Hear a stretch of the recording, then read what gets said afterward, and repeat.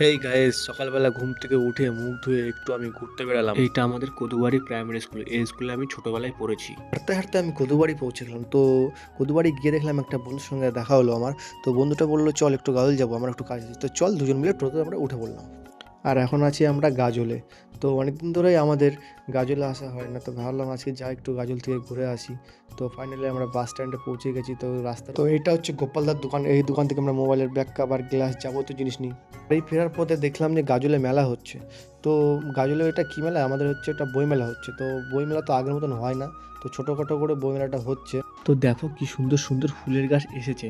এর আগের বার এর থেকে অনেক ভালো ভালো ফুলের গাছ, মাঝখানে কত রকম ফলের গাছ আসতো। আর আমার এই বন্ধুটা পাগলের মতন এদিক ওদিক একা একা ঘুরছে। তো দুই বন্ধু মিলে একটু মেলার মধ্যে ঘোরাঘুরি করলাম। আর কয়েকটা দোকানপাট এসেছে, আর দুটো বইয়ের দোকান এসেছে। আগে বইয়ের দোকান প্রচুর আসতো। চলো গাইস, ভিডিওটা আজকের মতো এই পর্যন্ত। ভিডিওটি ভালো লাগলে লাইক করে দিও।